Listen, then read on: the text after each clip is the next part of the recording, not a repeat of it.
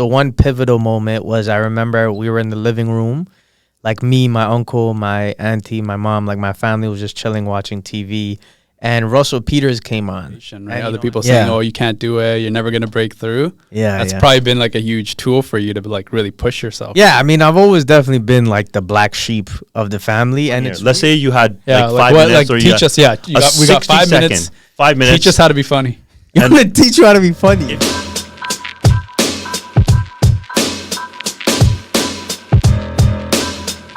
Another episode of Unconventional, Rahul. We're back at it. Today, hailing in from Toronto, we've got comedian Jesse Singh. He's quickly made himself a household name in Toronto in the comedy scene. He's also been featured on some of the most renowned stage as some of them is comedy for Just for Laughs. He's been on CBC's Laugh Out Loud, and he's done a couple of openings for comedy legend Colin Mockery, who's been on the show Whose Line Is It Anyways for a long time. Jesse, welcome to the show. This is the Unconventional podcast. Dope, man. Thank you. One more thing I want to mention is you actually, Jesse, you've actually got a show that you're producing this week in Vancouver, and you're doing a kind of tour across Canada. You're going to be in Victoria at one point. You'll be in Edmonton, Ontario, and you're just doing shows for a little bit of time. Yeah, definitely, man. I mean, we have a show Friday, September 13th at Chillax Studios in Vancouver. And the tour is essentially me kind of doing a headlining set across Canada. So we started off in Edmonton, and then obviously we're here in Vancouver. I'm also headlining a show in Victoria this Saturday at Heckler's Comedy Club, which is kind of like a legendary comedy club out there. So I'm super excited for that as well. But yeah, we're doing kind of a coast-to-coast thing. Like you said, we start off in Alberta. We're doing a BC run. Then we're going to be doing Ontario, Thunder Bay, Ottawa, Toronto, of course. And then we're going to be going to the East Coast in Halifax and like smaller cities in Halifax, across Halifax. And then I'm actually back in BC in November on Vancouver Island. Like, you got a busy schedule. Yeah, you're all yeah. That's cool. yeah. Do you act as well? I don't act. I've done a couple auditions, never got called back. But I'm trying to break into that because a lot of comedians actually, you know, many people may know this, may or may not know this, but a lot of their bread and butter doesn't just come from stand-up. It actually comes from like acting gigs, and sometimes it could be like just background work or a lot of commercials. Like a lot of those pay pretty well, so many of them will try to rely on those because auditions, you know, usually if it's like a smaller role or just a quick commercial, it's in the day, so you have like the evenings to kind of still do shows and, you know, work on your craft. So. Yeah, because it's interesting when I looked up Colin Mockery, Whose Line Is It Anyways? Yeah, these guys are just renowned for being the best of the best for improv. Yeah, and they're actors and they're comedians, but to come up stuff off the top and just go with it and roll with it, is that something that you're doing as well for your shows? How does it actually work with you? Yeah, I mean, definitely. I think the improv piece is very much aligned with stand-up just because, you know, you see a lot of the clips and segments now online with crowd work. So a lot of that is improvised. So sometimes, you know, just off the cuff when I'm on stage and I'm talking to the audience, like things will just kind of happen spur of the moment. And especially now, as like an artist, as a comedian, entertainer, those are kind of the best moments to use on social media and clips. Like we were kind of talking about this briefly before, but I hate it, dude. I hate Instagram, TikTok, like all of that. But I also know in my line of work, like how important it is to kind of utilize that public platform to reach more audiences and reach more people. So it's something I'm trying to tap into. Those like 5, 10, 15-second clips, when they go. Yeah, 100%. And I want to mention that Hawk girl. Man, she just went from here to here. But like first I was thinking, this is nuts. Like, who is this girl? Why are they putting her on this pedestal? She's actually really kind. She's actually really funny. And she's actually does a lot of community work. Yeah. But it was just that one piece of recognition of saying something crazy. Yeah. And now people are trying to somehow replicate it to do it, but it's not working. But it's like her personality works, but for the other people, it just doesn't. Yeah, because you know it's fabricated. Yeah. Like that was one of the, I think what I actually really appreciated about what she did though, after that whole thing happened, was exactly what you said. She kind of pivoted and used her platform to give back to the community, but she also capitalized on it by like making merch and things like that. Yeah. You know what I mean? And it wasn't that you could tell she didn't sway away from who she was from the limelight, because it was a very quick, funny little, video. But then the opposite, the other side of that, what I also thought about was the amount of hate she probably got just out of nowhere. Like she was just, you know what I mean? She's literally just on the street. Someone's doing an interview. She's like, "Oh, this is funny." You know what I mean? And then nobody takes those conversations seriously. It's just like, you're just saying obscene stuff. Serious. Yeah. No.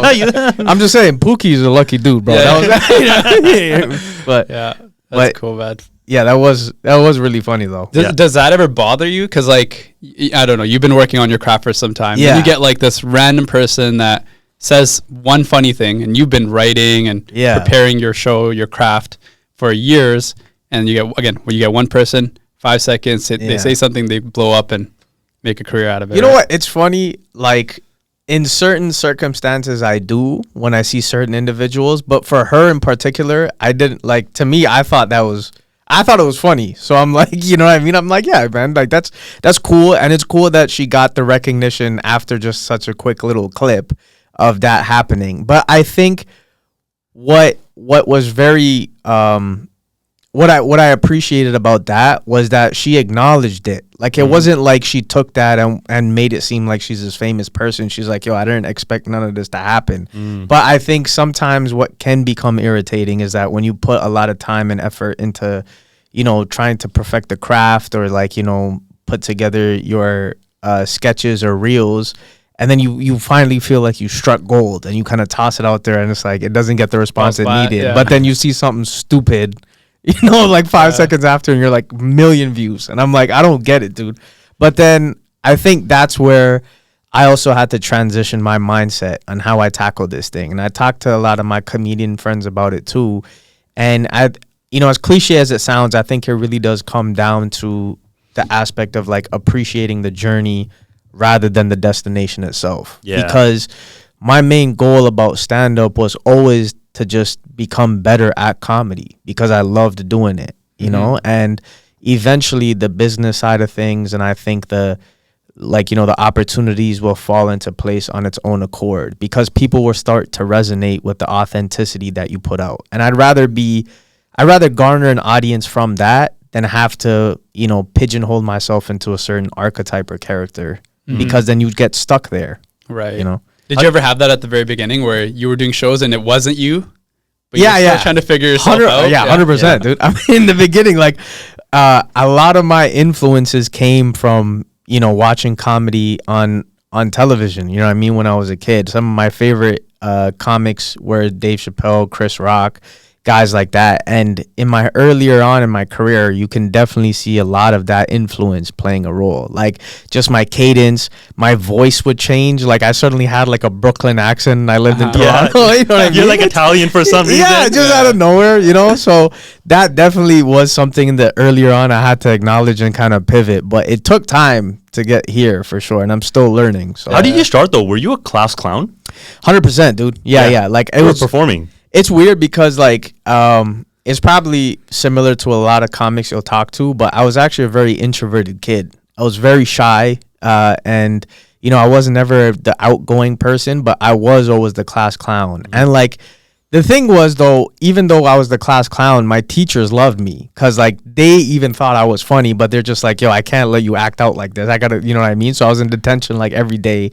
But I also found comedy to be an escape for me, like, and as a defense mechanism, because I talk a lot about this in my stand-up as well and, share personal stories. But like, my mom came here, when she first came here from India, they came from kind of like, a very humble beginnings. They didn't have, and I know probably similar to a lot of immigrants in the beginning, totally. They kind of seen a lot, growing up and during her childhood. And, she never really had the privilege of finishing an education. She kind of started work right away to help support the family.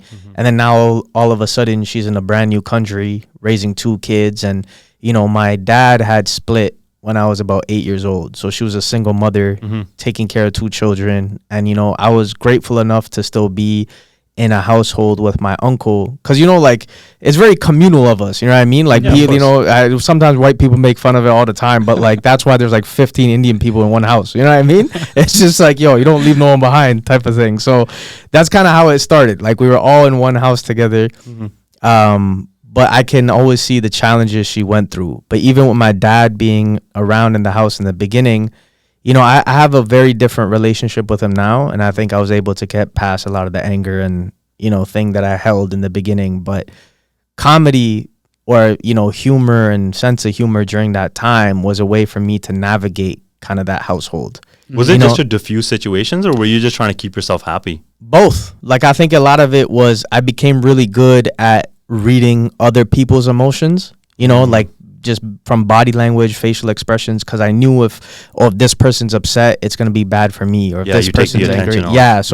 So kind of to take that away, I kind of shifted gears into trying to break the tension, like you said. And even where I was going to school at the time, I lived in Jane and Finch, which I'm not sure if many people are familiar with, but it's kind of seen as the rougher area of Toronto. And it's funny because like on the road, when I talk about where I grew up, some people are like, yeah, I heard about it. One guy in Ottawa was like, I saw it on a documentary. And I'm like, I don't know what to take from that, brother. You know what I mean? But even living there, like, there was a lot of times where after school, you had to there was like the thing is living in that neighborhood, you kind of, as a male in particular, you kind of had to fit a mold, right? You kind of had to be that tough guy or like the gangster type dude, or you either were athletic or popular or well known, which I was neither of. You know, man, it sounds like you were growing up in the ghetto or the project or something. I mean, that's what he's alluding. I mean, like trying to say. The thing is, like, that's what the hood. That's what people would kind of label it as. Is this ganglands of India or like no. I mean, now it's probably more Indian. Yeah. But to be quite honest, man, I loved my community. Like, I love where I grew up. I just think it was one of those situations where it definitely got a negative rep in the media, but also whenever there was community supports that were available, they just weren't funded, you know what I mean, appropriately by, the government or the city itself. And I think that's what became challenging of it. But I think, young people growing up there, you kind of start to feed into that stereotype. And, a lot of times after school, there was kids that were waiting to jump, the younger grades, like as like initiation type stuff. Oh my. But I used to do sketches and things like that for school assemblies. Like, we used to perform for the school, and people loved our sketches. Like, they would wait for us to come on stage so that we can make them laugh. And I remember one day this guy was trying to rob us, but his boy at the back recognized who I was, and he yelled out, he was like, yo, leave that kid alone. He's pretty funny. And you know what I mean? So I realized, I could like use this to my advantage. I got robbed a week after, but that day I was, in the pocket. So, but that's kind of where my love for comedy came from, and how I utilize humor at a young age. Right. Question, do your parents think you're funny? I mean, like, yes and no. Do they laugh?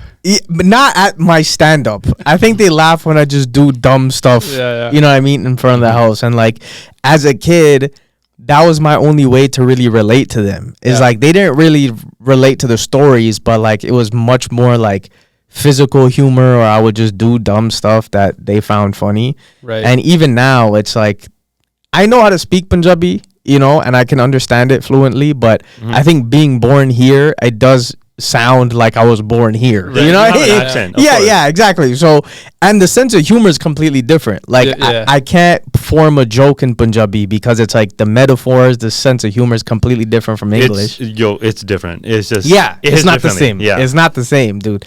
And not to mention, stand-up in India is like brand new. Like, comedy's always been there, but stand-up comedy as an art form is something that's very recent. So. Yeah, I'm actually seeing a lot of videos on like the shorts that we're talking about coming from India where they do crowd work, and they love it. They love crowd work. It seems like that's a trend now too. Yeah, they love it, and I think one of the things that's important about like crowd work now, especially with like the online world, is a lot of comedians don't want to burn through their material, so they don't want to just keep posting their jokes because you don't want to go see them live and hear the same thing. Yeah, so trying to get deals with Netflix, trying to get the specials going. So a lot of them will rely on the crowd work piece just as a means to have stuff like reels and things like that to post. Right.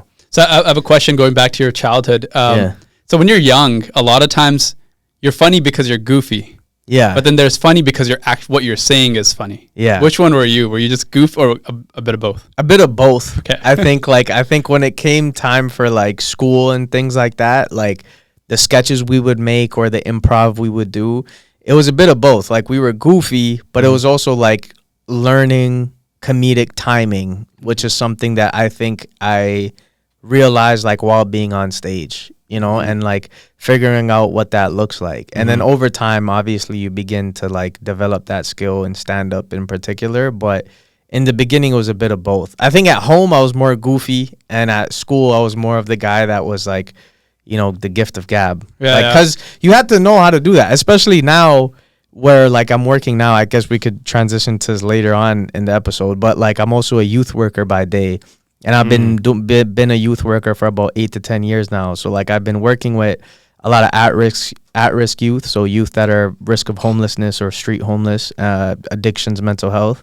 And a lot of these guys are hilarious, but they'll also like just destroy you like if you can't think of a quick comeback. They'll roast you.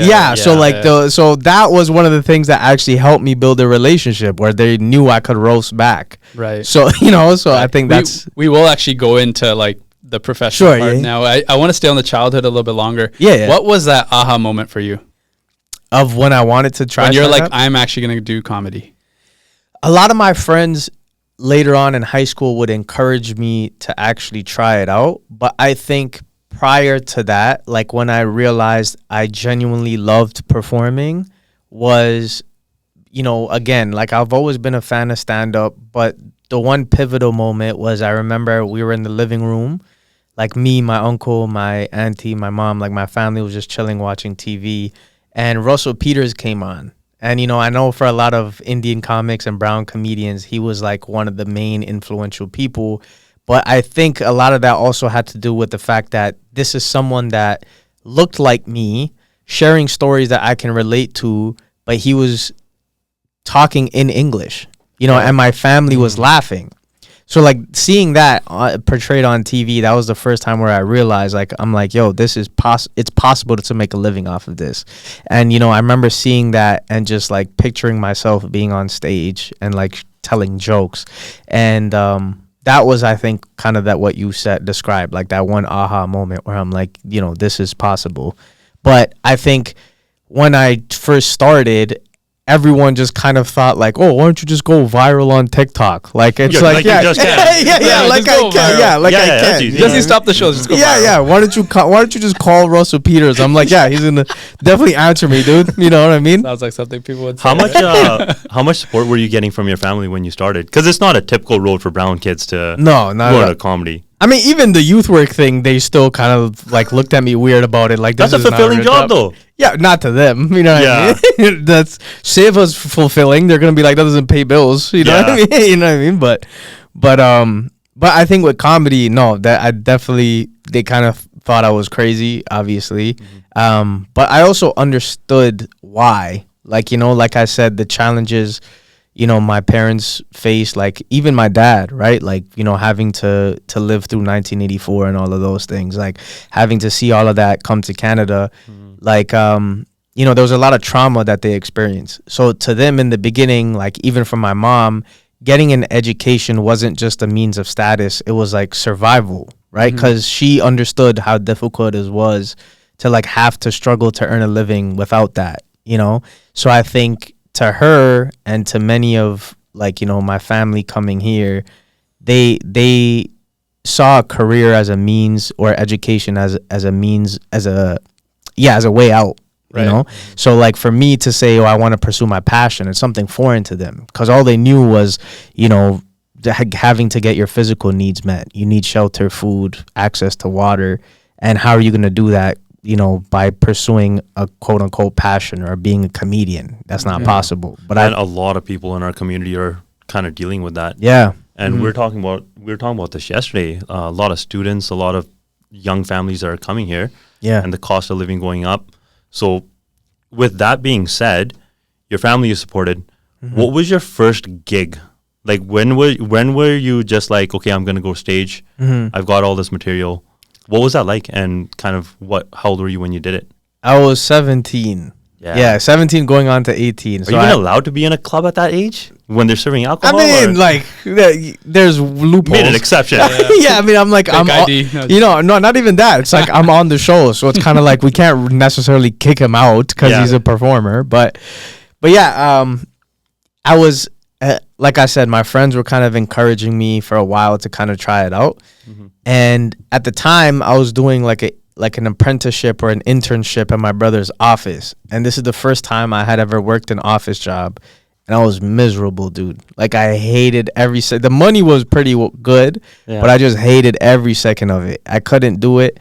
And that wasn't my first job. Like, I had a couple jobs before that, but that was my first, like, real, I guess, like, blue collar type, And I remember sitting there and I'm like, dude, there's no way I could do this for the rest of my life. And then there was a club called Absolute Comedy where to get on the amateur night, you had to call the first Tuesday of every month between 10 a.m. and 10:30. So like during that time, I would take a washroom break and I would be in the washroom like just dialing these guys. But it would take like, I'm not even exaggerating, it would take like 200 missed calls to finally get through to talk to someone because it was always on like busy line and voicemail. And then, sometimes people had like 3 phones going. And then I finally got through to them. And then I booked the gig, and it was for the following month. But when I finally got it, I was excited. But then right after, I was terrified because I had no material ready. Like my plan going into it was just like, let me see if I can book a gig, and when I do, then I'll figure it out. Yeah, wow. You're just a kid. You're still in high school at this time. Yeah, pretty young, and I finally did it. And I remember going on stage. I was terrified. But I went up on stage with basketball shorts and a hoodie, which is crazy. I would never do that again. But all my friends came out. My brother came out. And they kind of took up like the front 2 tables. And the host brought me up. And I remember him saying like, it's this kid's first time. So that kind of warmed up the crowd a bit. I went on stage and I killed. Like it was like crushed the set. And then I bombed for like a year after. But do you have the video for that first performance? Not the first one. I have videos of other sets, but that first one I wish I did. But yeah, man, I think that was as soon as that happened, I got bit by the bug, and I'm like, I want to keep doing this.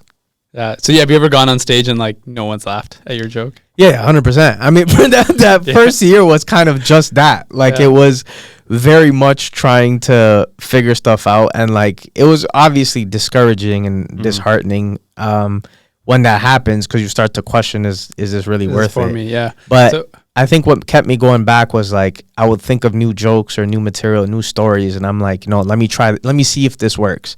And finally, when I had something that worked, I kind of got more comfortable with the silence. So yeah, a year's a long time to be bombing and like not be like, oh brother, I'm done with this. You ever have those moments like I'm done? I have it now, to be honest, like still, but I think I'm kind of just too deep. It's kind of a love-hate relationship with the art form. So right, yeah, that's cool, man. Dude, I love it. Dude, I like the reason we started this podcast Unconventional is because like we like to invite guests that break the mold of what we're expected to do by society and by others, especially in the brown community, to pursue being a comedian. Like, hats off to you, because thank you, man. I know a lot of people want to do that. So I know a lot of people are probably going to watch this podcast and be like, they probably have similar goals, or they want to be an actor or something that people are like, nah, don't do that. It's crazy. Yeah. What would you say to them? To be honest, I think it's one of those things where like, rather than holding on to resentment or anger toward those individuals that are trying to stray you away or tell you it's not possible, like try to extend some compassion and see why they're saying it. Because 9 times out of 10, a lot of what they're saying is coming out of a place of fear and worry for you, of thinking you may not make it and like what that might do to your livelihood, but also the fear that they may have had and lack of opportunity that they may have felt of not being able to pursue that. And I think that's something I really had to accept for myself, especially like when it came to, my mom or the rest of my family seeing it as like not a real career and things like that. But I had to keep reminding myself that, like, at the end of the day, I'm going to be the one that's living in this, like, every single day. And I remember seeing them have, like, waking up and slaving away at a job that they completely hated, but they also didn't think there was another way out. And I think I was privileged enough and grateful enough, you know, not to say that we were well off. Like, we didn't, you know, like I said, we kind of grew up in, you know, not the best circumstances, but I was still in a position where I never had to worry about where my next meal is coming from. Whereas I knew that was their fear.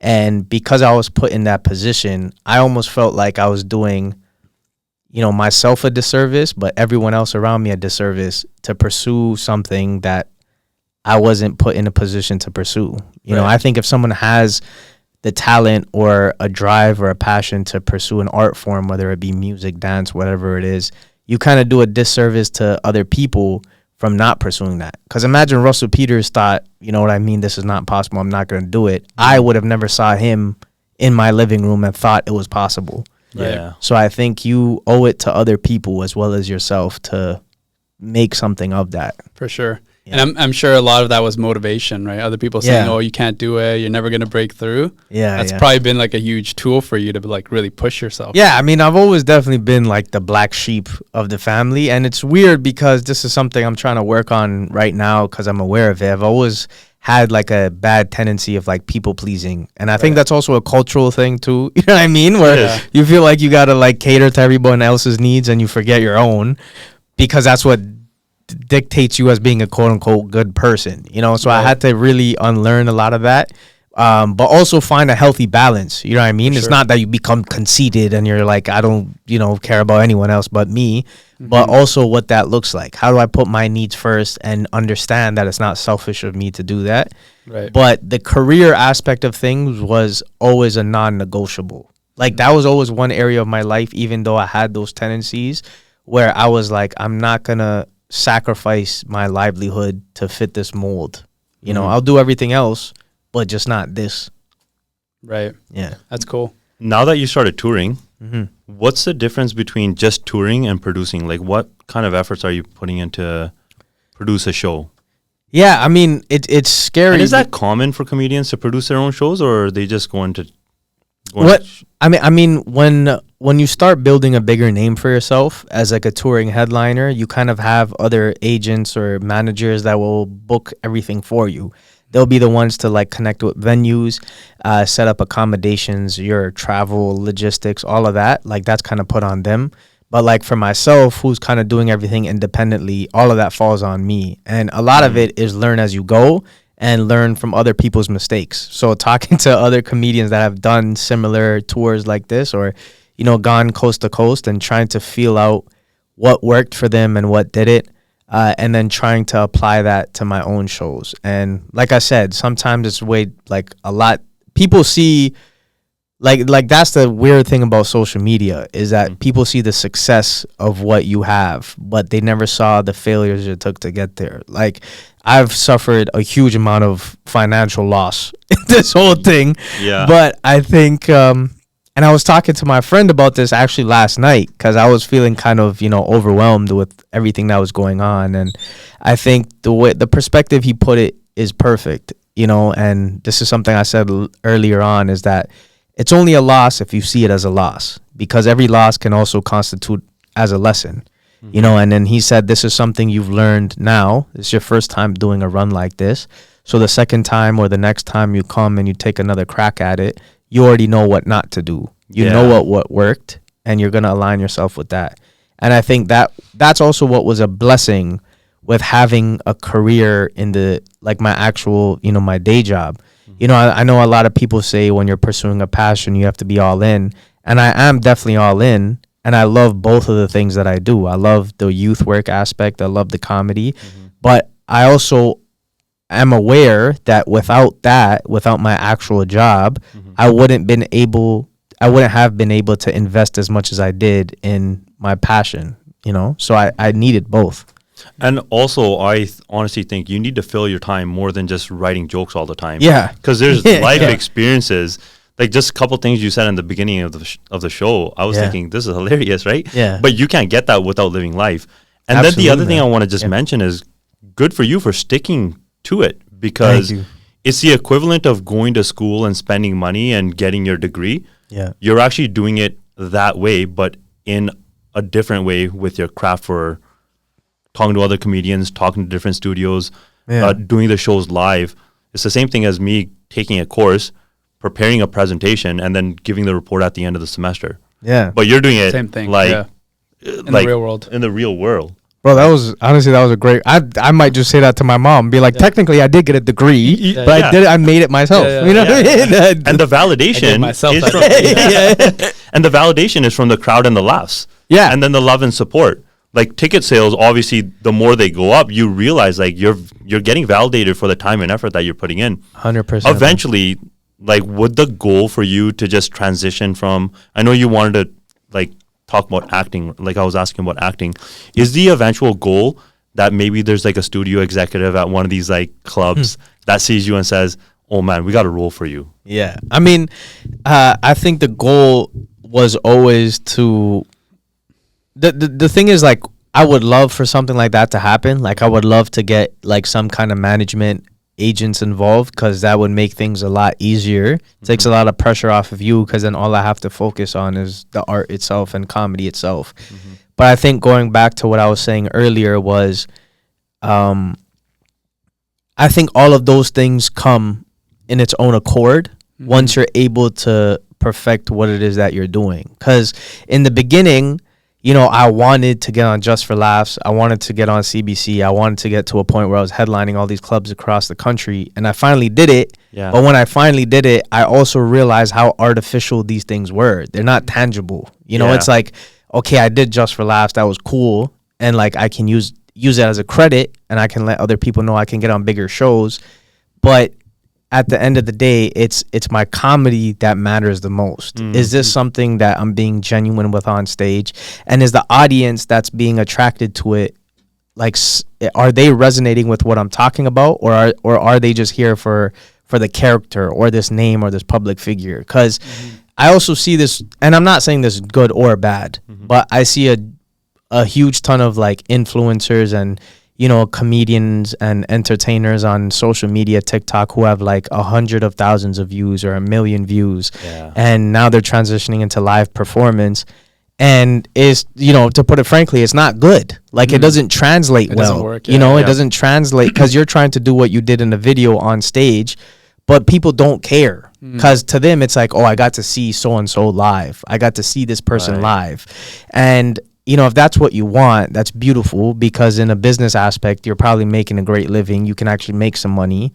But the artist side of me was also like, I don't know if I want that. Like, you know, I don't know if I want to be put in a position where it's like, this, like, the thing that I love most, I'm sacrificing for it because people want me to be, you know, XYZ, this circus clown. Yeah, no, actually, it's funny you mentioned that, because I noticed that with, I think it was Lily Singh. Yeah. Like, she was super funny in her videos. I didn't watch much of it, but I saw a couple. But she went on to, I think it was Saturday Night Live, and she was it wasn't a good fit, I felt. Yeah, it's not the same, man. It's not the same. So, but yeah, so your creative process, like when you actually write a joke, what does that look like? I mean, it's funny you say that, because I actually haven't written anything. And I want to start changing that a bit. I tried it in the beginning, but I always felt like every time I wrote material down or I wrote a joke down, it sounded too robotic, like when I was on stage. So what I started pivoting to afterwards was just thinking of a premise or like a punchline or a story that I thought was funny. And I would go to smaller shows and open mics and kind of like, you know, just recite the joke or try to get to that punchline quicker. And then over time, I would just keep rehearsing it on stage and then try to wait to word it better, and then it would just become part of my set. And then it's something that just, if it's something that stuck, I would keep it in a routine, take it to different clubs, and then use it as part of a headlining act. And then if it didn't, I would scrap it and then maybe revisit it. Put a new joke, or maybe even revisit it. Do you build, like, I've noticed a lot of comedians when they perform, they start off with a joke and then it comes up a little bit later, or they kind of like build up to a joke, like a callback. Yeah, almost like that, right? Like Kevin Hart did that with the ostrich thing. Yeah. Do you do a lot of that too? Earlier on, I think I was very big on like the callback aspects. Now I'll do that if I'm doing crowd work. Look, so sometimes if I'm doing crowd work and the audience gives me something to work with, I'll kind of bring it back if it connects with another joke in my set. So like I'll like, you know, kind of start off with some crowd work, and if someone gives me something that's funny, and then I'll keep it in the back of my mind like, yo, this would be funny for this joke. So when I get to that joke, I would try to bring it back around. And then to them, it's like, oh, this guy thought of it on the spot. You know what I mean? And it's like, kind of, but it worked. So have you ever emceed a wedding? Yeah. Yeah? Yeah, a couple. Is it fun for you, or is it It's something that's like a bit of probably a the most terrible experiences I've had. but like they've gone great. Yeah. Like they've actually been like, okay, I shouldn't say terrible because they were super fun. I'm not gonna lie. Yeah. But as a comedian, like you're waiting for that immediate response, and like with Punjabi weddings in particular, like people don't really laugh at the MC. You could be trying your hardest. Yeah. You know. Is that true? Kind of. It's kind of, yeah. Like, because like everyone's like, it's loud. You know what I mean? So no one's really sitting and paying attention. They're just waiting for food, or like they're waiting for the opening act or whatever it is, or to go crazy for the bride and groom. So the 3 times that I've done it, everyone afterwards told me how they loved it. They wanted to book me in for their, you know, reception or their other event. Yeah. But while I was up there, I'm like, I think I'm bombing. Yeah. Like I thought I was doing a terrible job, but everyone enjoyed it because I that's one of those moments where like my ego got in the way. Because like as a comedian, you're like, oh, I want like laughs per minute. Like I want to kill this room. And you want to build it up. I don't want to build it up. I want to kill this room. But then you're like, I'm not the one getting married. Like this is not, you know what I mean? They're not here for me. I just got to make sure the night goes smoothly. I got to hype everyone up, which is what I did. You know, it's not about like if I can kill this audience. You know, it's just more so like, oh, can I just keep the energy going? Which is exactly what you're supposed to do. So I got to MC a friend's wedding next year, and I'm thinking, should I do crowd work? Should I try to? Is there any roasting involved? You should do some training. Yeah, definitely. I mean, what really helped me out the most was like, I think this is where the crowd work and like the improv really helped me was because in the beginning, right, like I was trying to do comedy, but it's like no one really wants to watch a stand-up set in a banquet hall. Like that's not the setting for it. And also on the other flip side of that, no one knew me. Like the bride and groom were the ones that hired me because they saw me at a comedy show, but everybody else was their first time. So they're like, what is this? Oh yeah. You know what I mean? They didn't introduce you, then say we have a comedian. That's they did, but it's like they don't like they don't no personal relationship. There's no relationship. I know what you mean, So it was more so like I just had to make sure I kept things going. And what I found really helped was that when people would come up to give speeches or like there was like performances, I would crack a little joke, like an innocent joke about those things. Yeah. And people love that because it's like now you're making it personal, relatable to them. And now you're kind of sharing your own perspective of what you see. And sometimes I think that's what really gets people back. So like I remember, you know, one of the weddings that I did, like during the speeches, like they had closed the bar, and you guys probably been to, you know, Indian weddings. There's always an uproar. Like there's always people going losing their minds for no reason, like, waiting at the bar. So I made a joke about that, like telling the uncles like, yo, don't worry, it's still, you're not gonna have to pay after this. It's still open bar. You know what I mean? So throwing out little things like that is like I found what was super helpful. Right. Yeah. Have you noticed comedy changing over the years? Because when you mentioned a couple of your comedians, I was thinking Richard Pryor, George Carlin.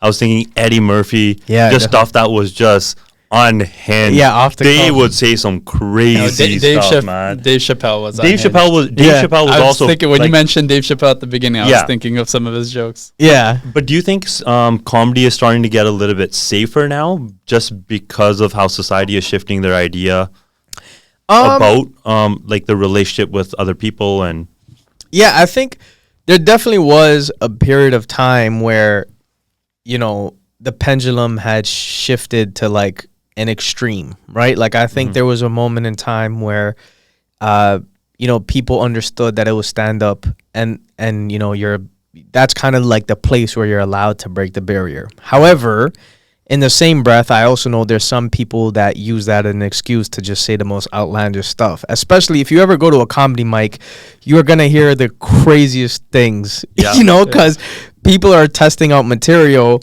But that's also a lot of where a lot of those guys go that don't get booked on pro shows, and they'll try to say, it's you're just PC, and it's like, brother, you just said the N-word on stage and walked off. There was no joke at the end of that, you know. So I think there's a difference. I think there's a huge line between like being a controversial comedian and just going up and saying like, you know, homophobic, racist, sexist stuff for shock value, and then blaming the audience for not getting it. It's like, you know, and that's why I loved guys like Pryor, Chappelle, and Carlin, is because they weren't just saying stuff for people to react. They were saying things that, you know, like they were describing their belief system, but they were also shedding light on a lot of issues, you know, and you know, I think Chappelle's definitely not who he was back in the day, but I think that also happens when you're put in such a limelight and you become that famous that like it's inevitable. Like you're gonna shift gears, or you might become like fit into this mold, and I think that's what happened to him. But if you watch a lot of his earlier specials, like Killing Them Softly, For What It's Worth, like he was incredible at that. So funny, so good, dude. So good. But yeah, to answer your question, I think we're kind of finding a balance again now, you know, with like kind of, you know, the whole social media uproar and stuff like that. And I think sometimes in any generation that's necessary, right? Like there's always going to be a pendulum swing. So it's going to be where, you know, it was okay to do certain things and then it wasn't, but then people might try to push it to like the other extreme where it's like everything is censored. Or censorship is like across the board. Cancel culture is huge. Right. And then all of a sudden, I think people realize like, okay, this isn't the best way to do it. So I think we are kind of trying to find a balance with that again. Right. Sure. In your pieces, are you factoring that? Like, are you thinking about societal issues and how your jokes could shed light on some of these issues? Yeah, definitely. Okay. I think that's why Chappelle's was such a huge influence to me and with the stuff that I talk about, because a lot of it is sharing personal stories, but a lot of it is also talking about things that are or issues that are very near to me and trying to figure out a way and how to talk about those things in a way that's, you know, that's funny and it's not, but it also lets people think. So right, some people just have a funny way of delivering their storyline. Theo Vaughn comes to mind. He just says the most outlandish stuff. I don't know how he strings along the words that he does, but he's like a Scrabble book. It's like just throwing a bunch of stuff out. Is that something that you do with your comedy? Do you just try to like throw stuff out there and see if it lands and try to recreate it, or is it just in the moment?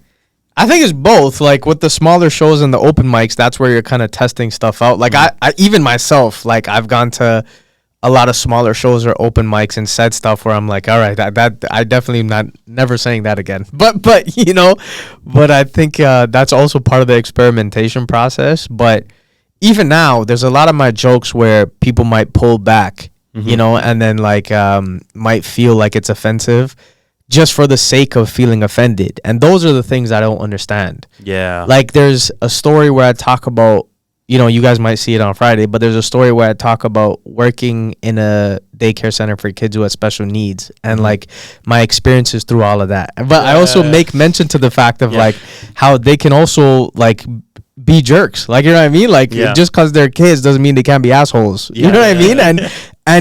And like, you know, I tell the story, but every time I've done that joke in front of people who have connections, either with kids of their own, relatives, siblings, who have special needs, they love the joke because I'm humanizing them. They want to feel like they're a part of the interaction. Yeah, but like it's the people that have no connection or relationship at all with someone who has special needs that come up afterwards and like are offended just because I made a joke. And it's like, brother, like if you listen to what I'm saying, I'm not punching down on anyone. Yeah. You know? It makes sense. So I think it's like certain stuff like that, which annoys me, where it's like people just want to jump up and be like, oh, this is controversial. Why?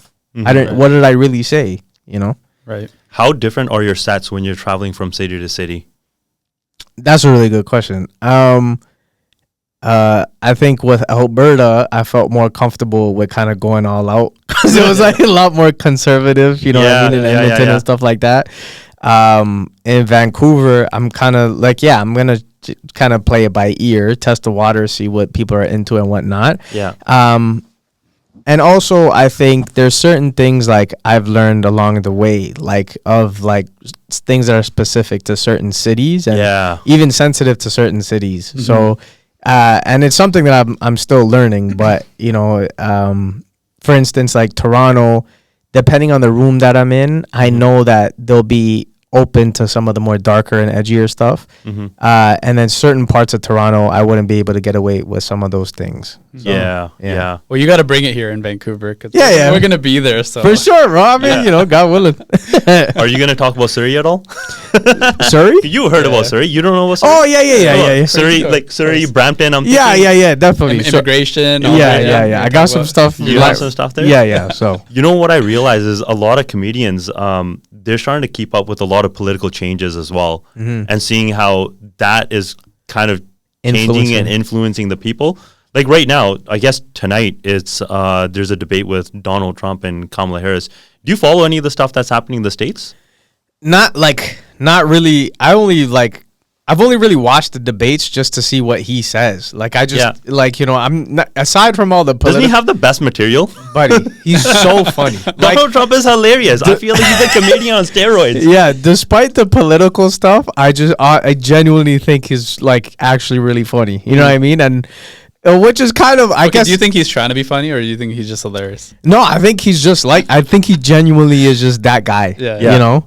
He just takes the piss out of everything. You try to throw a comment at him, no, he'll just twist it around and just put it on people. He's got like that ability. Yeah, dude. He was on WWE. He's like, you know what I mean? So he's like a great trash talker. We already know that. Yeah. So, but that's cool. Yeah, he was funny. Yeah. Do you want to talk about acting a little bit? So like for you, do you have like a 5-year plan and a 10-year plan? Like have you thought about long term? Are you sticking with comedy? Or are you trying to transition into acting?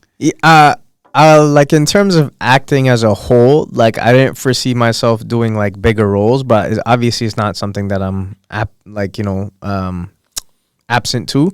But I think one of the main things I would want to focus on now is trying to curate, you know, getting in front of more management, you know, agents and things like that.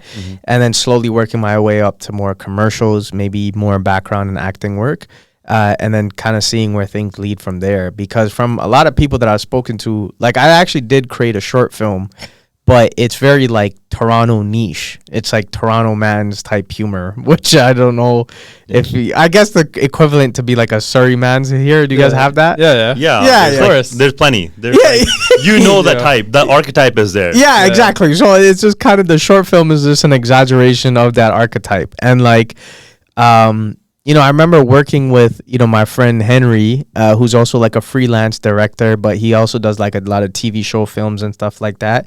And he actually said like some of the favorite people that he loves to work with is comedians because they're used to being vulnerable on stage. So it's way easier for them to feel that in a scene. And like they understand comedic timing and stuff like that just naturally. And you know, there's a lot less coaching involved in that. So I would love to like explore that side for sure. Yeah. Would you ever go on like the business side where you transition out of comedy or acting and then actually like help others do that? Like a workshop. A workshop per se, but like being a manager for an up and coming comedian because you're in that space, so you can spot talent. And if you're producing, it's kind of like a player that becomes it's like a basketball player that becomes a coach. Yeah. I mean, to be honest, I've never thought about that, but that does sound like a great, great avenue to explore. I think for me right now, though, it's like the business side of it is something I'm trying to learn for myself. So before I even look to scout, you know, any kind of talent, I would want to know the ins and outs for me before I'm able to give that advice. And when it comes to comedy and stand-up workshops, this is probably a controversial opinion, but I don't think they're necessary because like realistically, like no one can teach you, like someone might be able to teach you how to be a good stand-up comedian. Like there might be, you know, things you got to follow, but no one's going to be able to teach you how to be funny. Like that's something you kind of find yourself and find your voice over time.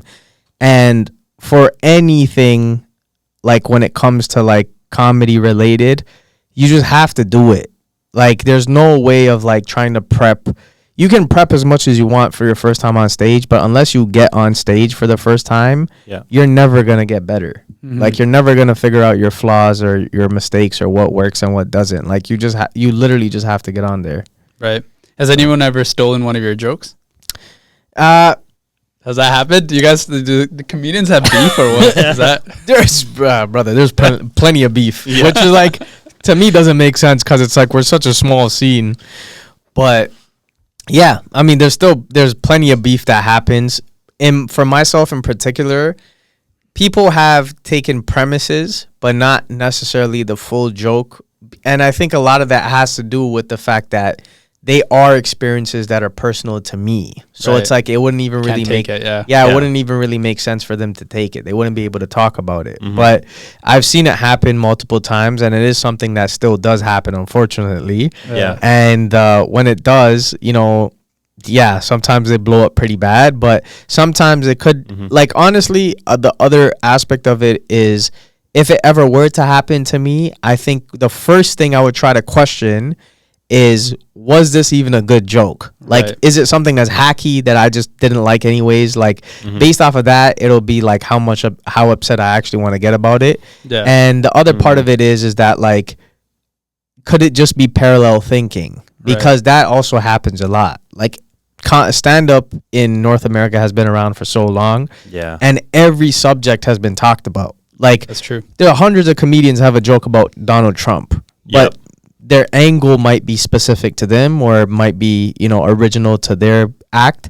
But at the end of the day, it's like, for someone to say, oh, you have a Trump joke and I have a Trump joke, that's stupid. It's like, you know. No, I was asking because Karn whispered to me that he's going to steal one of your jokes for the MC. Honestly, even if you did, I wouldn't care, because like, I'm never going to see these guys, you know. So the MCing gigs are hilarious, man. I've done a couple, and you just gotta kind of ease into it. You can't be too aggressive with the jokes, like you said. But I do realize that if you have a close knit family of just a few hundred people, a little bit more intimate, you can actually just do crowd work. Like, I remember pointing people out and making like lighthearted jokes with them, and people are laughing. I wouldn't do that in like a 800 people gathering. I feel like that's a little bit far fetched. Yeah, and that's what I mean. I think when it came to the weddings that I emceed where people actually knew me, those were way easier, and those were way more fun, like you said, like, because they already know what to expect. But it was those instances where I was doing a wedding where, like, literally only the bride and groom knew who I was. And it's like, I have to remind myself that, like, they don't know. No one else here knows you're a comedian. So, that's funny. Yeah, I can't just go off the cuff and start. You have one sibling, right? Yeah, I have an older brother. Is he funny? He is pretty funny, yeah. I will say he's pretty funny, but he also says the most outrageous things in, like, probably not the best circumstances, which is so. Just doesn't understand social awareness. Yeah, I think he kind of just goes off the cuff and no filter in situations where you probably shouldn't. But how can you make us funnier? Let's say you had like 5 minutes, or teach us. Yeah, we got 5 minutes. 5 minutes. Teach us how to be funny. I'm going to teach you how to be funny. If you want to teach us to be funny, teach our audience to be funny, something that can actually help people out there. Yeah. I mean, we're all awkward people. You've seen Superbad? Yeah. I've seen Superbad. There's Jonah Hill, hilarious. And then you have Michael Cera, who's like this awkward, lanky guy. He is very funny. He's so funny, right? Yeah. But you can't create that type of guy. Or even Napoleon Dynamite. You can't create funny. But Jonah Hill, like, maybe you could throw some signs in there. So is there some sort of structure that you can give us that we can take home and be like, cool, I'm going to write some stuff out and maybe I could be funnier amongst my friends and family? Yeah, I mean, I also don't want you to, like, be robotic. You know what I mean? It's not AI. You know what I mean? Yeah. But I think the biggest thing I could tell anyone, which is probably, like, the most cliche thing, is, like, tap into who you are and your personality. Like, don't try to mimic what you think is funny by seeing it on stage or seeing it through TV or film. Like, be more comfortable with who you are and don't shy away from your insecurities, because if anything, those are the things that you can shed light on or shed humor to, because people love it when you're able to poke fun at things that are funny about you because they probably see it within themselves. So, like, the best thing I would say is, like, don't be afraid to be vulnerable and find humor in those vulnerabilities. Yeah. That's a good one. Okay. I'm just thinking, what kind of vulnerable, like, are we exposing people's, like, vulnerabilities, or our own? Our own. So we want to 8 Mile ourselves or something? No, like, yeah, basically 8 Mile yourself. Like, you know what I mean? And that's kind of where the roasting comes from. Like, take it light. Yeah, exactly. Yeah, I think is being able to tell good jokes like a superpower when it comes to girls?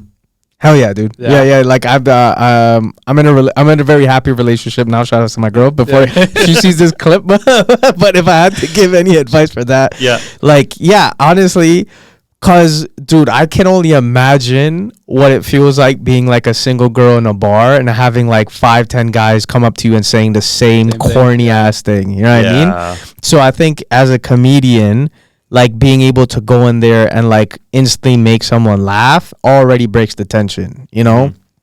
And not just for like dating, like just in general, like diffusing a situation. I think like even with the whole youth work thing, there's been a bunch of times where I was able to break up fights just from like cracking a joke or like making fun of someone.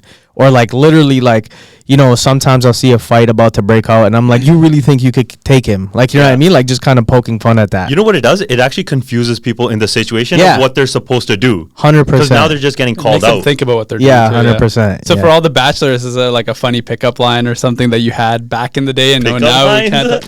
I don't know. Not really a pickup line, but I can tell you, I met my girl at a comedy show. Oh, okay. So like she didn't know there was actually a show happening because it was like you know what I mean? It was like a public space we were in, and we used to do like a weekly show there. And then some of the regulars were there because they came for the show, but she was there just hanging out, you know what I mean? And we went up and we started the show, and she was kind of caught off guard, but she ended up being front row. And she didn't know there was a show, so she couldn't leave now because we're right in front of her. And I just started doing crowd work. And we used to just have this game where like we would pick like an audience member and try to guess their name. Because me and my friend would co-host it, and we would just riff off of that. So I remember just being up there and, like, you know, talking to her. And, like, first I thought she was Tamil. She's actually Guyanese. And I'm like, yo, you're Tamil, right? She's like, not at all, dude. So I just kind of played off of that. Started trying to guess different, like, ethnic names. And then from there, you know, talked to her a bit after. And then she came to a couple more shows. And then, you know, kind of asked her out. Flirting. Yeah. Wild, Yeah. I went over to this guy's house. We watched a show, and they had like people come up from the crowd, and they were trying to like match make. Was it Martin Amini? Martin Amini. Yeah, I opened for him too. Oh, dude, he's the funniest, man. He's really good, dude. He's funny. And people actually come to his shows now, all dolled up, dressed up, and ready to go. Yeah, and it's actually funny that you mentioned him, because that question that you asked me earlier about cities, like having to transition, like, you know, your material for different cities. When I opened for him Toronto, he did that, like he did the matchmaking segment at the end, but a lot of the guys were super hesitant. Like there weren't many men that came up on stage. It was mostly girls, and he actually had to like press the audience like, yo, there's no single guys here. And then me and him were talking backstage, and he's like, bro, like the States is way different. Like when he goes to New York or like some of those bigger, go down to the south even, bigger cities, like there's a lot more confidence, right? Like I feel like they're like fighting to get on stage. Whereas here, like a lot super conservative people are way more reserved. Canadians are too nice, man. They're too reserved. They're too kind. Whatever you want to say. Or nervous. Like, you know what I mean? They might just be scared. So, all right, man. I want to wrap this thing up because I know you got like a show coming up, and you know we're gonna be attending that show, and we don't want to give too much away because we want to watch you live. Thank you. Do you want to share your Instagram handle? Where can we find you? How can we reach out to you? How do we book you? For the big gig, right? Okay. Man. I mean, the best way to reach me is on Instagram at the Punjabi Timbit. You gotta put you gotta put the in front of it. I don't know why, but the Punjabi Timbit. And my email is connected to the Instagram, but you know, you can send me a DM, send me a message on Instagram. I'm usually pretty active in responding, and I'll check it out as soon as I can. Or you could send me an email, jessesinghcomedian@gmail.com. But usually Instagram's the best way. They can email me, free to do that as well. And that's where I book all the live shows, upcoming shows. And if this comes out in time, you know, Friday, September 13th, make sure you guys check it out. Chillax Studios, 9:30 p.m. Tickets are on sale on Eventbrite, or you can hit me up, send me a DM, and you know, I can forward you the link. So not even just Friday. I mean, you got a bunch of shows coming across Canada. Yeah, across Canada. So if you see your city on the list and want more details, please hit me up. go. That's awesome. Any final words? Any final thoughts? That's it, man. Thank you so much for being on the show. Thank you. Looking forward to Friday, man. Thank you, bro. Now that we know, don't pick us on too much. Yeah. We're gonna be in the back corner. We're gonna be hiding in the back now. I feel like you're doing crowd work. You're gonna be like these two guys. Thanks, brother. Yeah, man. Awesome. That's a wrap. Cool. Thank you. Awesome. Thanks again. Thank you, man. Thanks again. Thank you guys, man. That was fun.